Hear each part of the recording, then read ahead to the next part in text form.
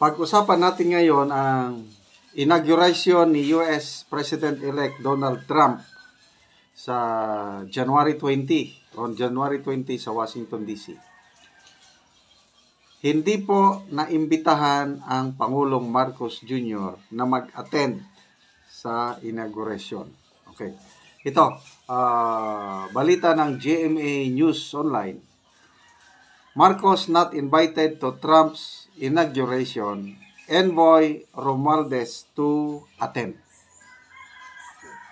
So, bakit hindi naimbitahan ang Pangulong Marcos Jr.? Ang paliwanag ni US Ambassador Romualdez, sabi niya, as a matter of policy, no head of state is invited. Kaya lang, nung ni-research ko, merong naimbitahan. As early as November ata, nag-invite na, kinonfirm na ng incoming press secretary ng White House na inimbitahan si Chinese President Xi Jinping.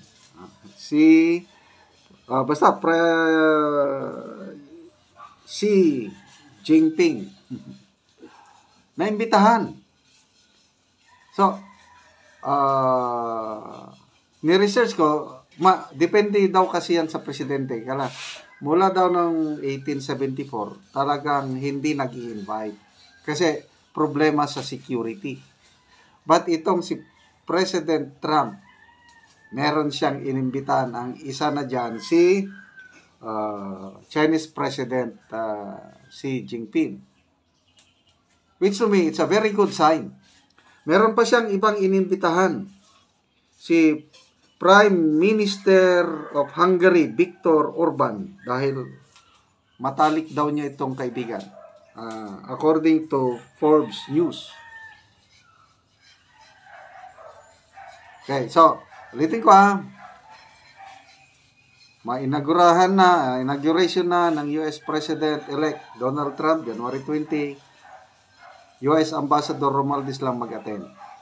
Kasi yun daw as a matter of policy.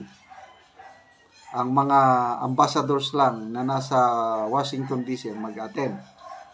And nabasa ko, totoo nga, kailang unprecedented ito. Kakaiba talaga itong style ni Donald Trump dahil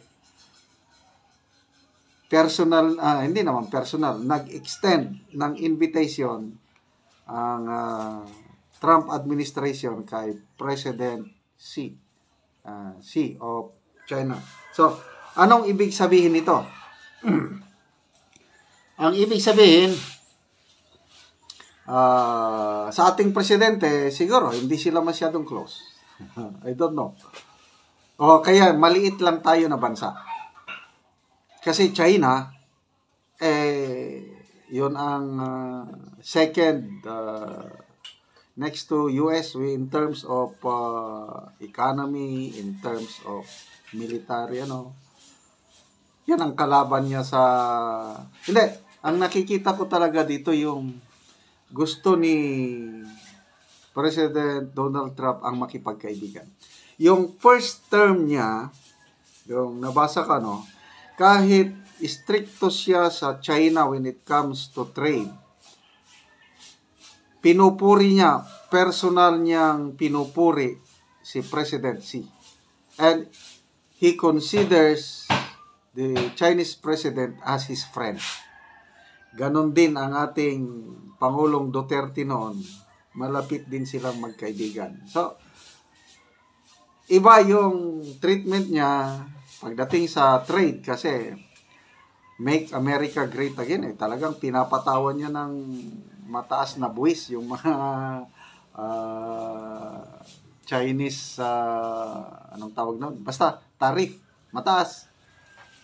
So yun, nagkakaroon ng trade war. Kaya lang, pagdating na dito sa relationship, ito, nabasa ko, ito lang November, last year, nung nakipag-meeting si President Xi kay US President Joe Biden, nag-commit ang Chinese President to cooperate with Trump administration dahil kailangan daw na maging stable ang relationship ng US at China. Nabasa ko, ngayon ko lang nabasa, which is a very good sign. Kasi hindi pwedeng mag-away itong dalawang superpower. Alam nila, matutunaw silang dalawa pag nag-away sila. So, pwede mag-away in terms of trade, negosyo. Kaya lang in terms of military, yan. So, maganda kung ganun. Remember, nung first term ni President Trump,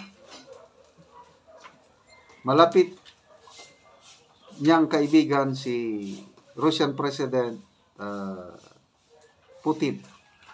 Ito nga, may nabasa akong article na nung umalis na si Trump sa White House, nung natalo na siya, continuous pa rin yung communication, pakikipag-usap, private tawag ni Donald Trump kay Putin. Ganon. And then, kita mo, nung nanalo na siya, nakipag-meeting na siya sa mga world leaders. Ang mga na-meeting niya na, nakipag-usap na siya is Canadian Prime Minister, yung French President, and then Ukrainian President. Yun yung tatlong head of state na kinausap niya na. So, to me, maganda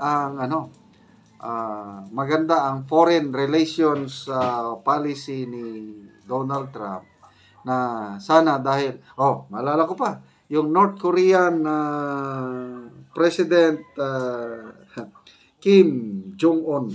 Ano ba yan? Kim Jong-un?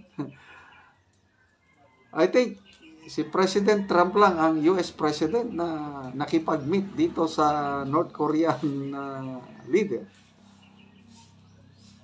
So, these are all unprecedented moves ni President Donald Trump na nagbibigay ng pag-asa. World peace.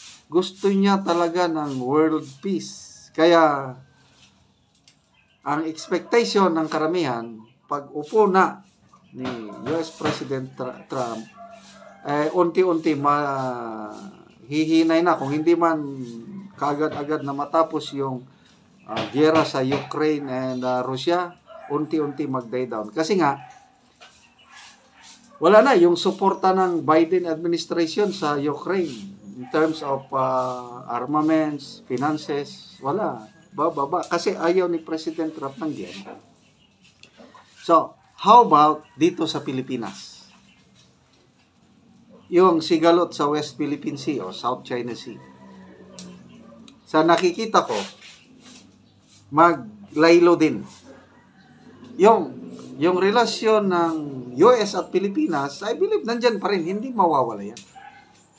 But in terms of yung financing, military support, I don't know, baka minus kasi ayaw nga ni President-elect Donald Trump na yung gagastusan mo ang iba.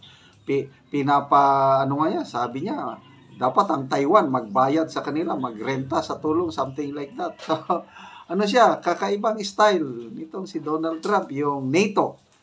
Nung una niyang presidency, nag-pull out siya sa NATO. Kasi kami lang gumagastos niyan, ayaw na namin. Pull out siya sa NATO. So, what do we expect pag upo niya? Ito lang na, sino ba yung nagbanggit na? Lalakas panglalo ang US dollar pag upo niya. At kung lalakas ang dollar, natural yung peso natin hihina. Ayun, maapektuhan tayo in terms of inflation.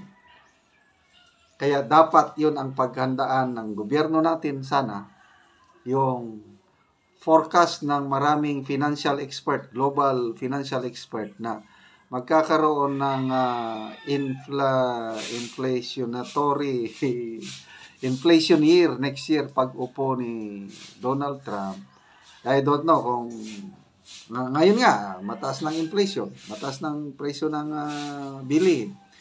Pag upo pa niya at ang peso magiging 60 o 61 na, nako, lalo tayong maghirap. I don't know kung anong gagawin na naman ng ating administrasyon para maibsan ang hirap ng taong bayan sa napakataas na bilihin.